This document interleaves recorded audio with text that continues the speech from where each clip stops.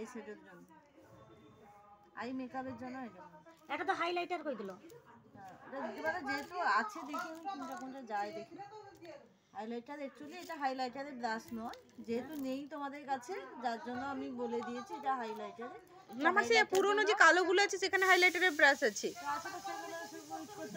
আচ্ছা হ্যাঁ হয়েছে, মানে একটা এরকম মোটা এর থেকে একটু পাতলা এরকম টাইপের।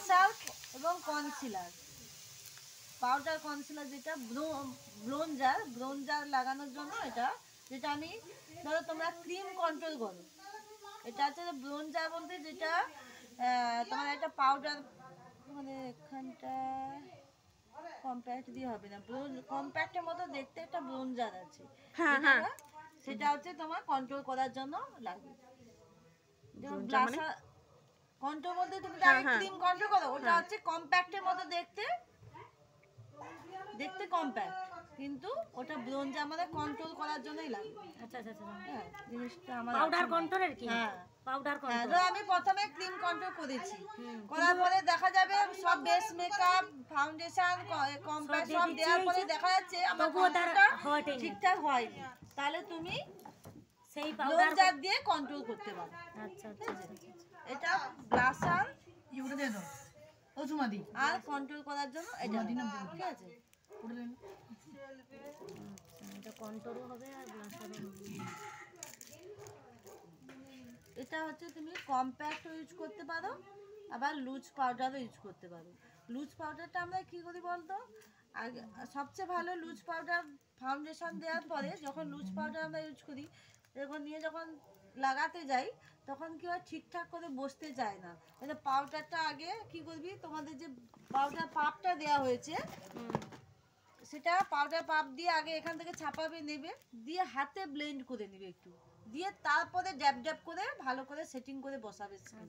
ঠিক আছে, নাহলে কি হয়, ক্রিমের উপরে যখন তুমি ব্রাশ দিয়ে লাগাতে যাবে না, সেই জায়গায় দেখবে এক জায়গায় মনে হচ্ছে বসে গেছে পাউডারটা। তাই আমাদের প্রথমে কি করতে হবে, ব্রাশ দিয়ে না লাগিয়ে পাউডার পাপ দিয়ে, ওই হাতে আমরা যে পাপটা ইউজ করি ওটা দিয়ে পাউডারটা আগে নিবে, সেটিং পাউডারটা নিয়ে হাতে বসিয়ে এরকম ঘুরিয়ে নিবি, দিয়ে তারপরে এইভাবে এরকম আস্তে আস্তে করে এইভাবে সেটিং করে করে যাবে পুরো মুখটা। ঠিক আছে, পরে পরে যখন যদি আই মেকআপ আগে করে নাও তাহলে তো কোনো সমস্যা নেই, যদি ফাউন্ডেশনের পরে আই মেকআপ করো তাহলে আমাদের এই সাইডে পাউডারটা একটু বেশি দিতে হবে, কারণ যাতে আই সাইডের ডাস্টগুলো যেগুলো পড়ে যাবে সেগুলো ফাউন্ডেশনে না চিপটে যায়। পাউডারটা বেশি তাহলে হ্যাঁ, তাহলে লাস্টে কি করবে, এই ব্রাশটা দিয়ে পাউডার এক্সট্রা যে এগুলো চোখে এটা তুমি এইভাবে ঝেড়ে নিবে এইভাবে।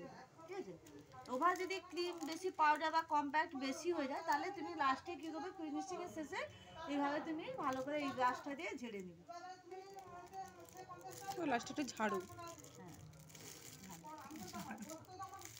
এবার এটা দিয়ে তুমি ফাউন্ডেশনও ইউজ করতে পারো, আমরা বিউটি ব্লেন্ডার দিয়ে ইউজ করি, এটা দিয়েও তুমি করতে পারো ফাউন্ডেশন।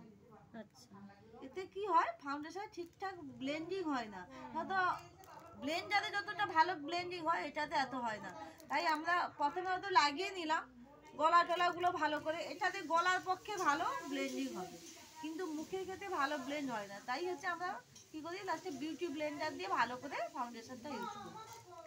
তাহলে ব্লেন্ডারটা খুব ভালো করে করতে হবে, সময় নিয়ে ভালো করে যাতে স্কিনে ব্লেন্ড হয় তোমার করতে হবে। এটা আছে তোমার ব্লেন্ডিং ব্রাশ। এটা হচ্ছে তুমি প্রাইমার বা ময়শ্চারাইজার লাগাতে পারো, এটাতে জেল ময়শ্চারাইজার যেটা আছে, জেল ময়শ্চারাইজার, এটা জেল ময়শ্চারাইজারও ইউজ করতে পারো, প্রাইমারও ইউজ করতে পারো। যদি তুমি প্রাইমার, ওটা জেল ময়শ্চারাইজারটা কী হয়, হাতে লাগানো হচ্ছে, এটা তুমি যখন যে হাতে একটু নিয়ে তারপরে এটা ছাপিয়ে পুরো মুখে লাগাবে, ভালোভাবে লাগানো হয়ে যায়, তারপরে তুমি লাস্টে হাত দিয়ে একটু করে। কিন্তু এটা প্রাইমার আর ময়শ্চারাইজার, জেল ময়শ্চারাইজারের ক্ষেত্রে খুবই ভালো এটা।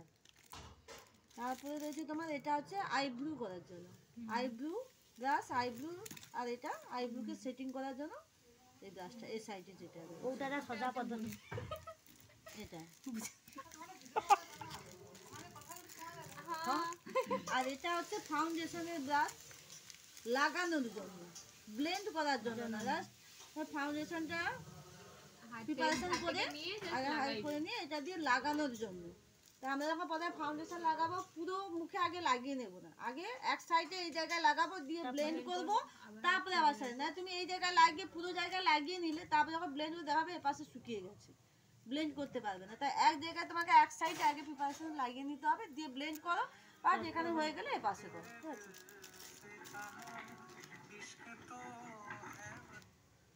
হ্যালো।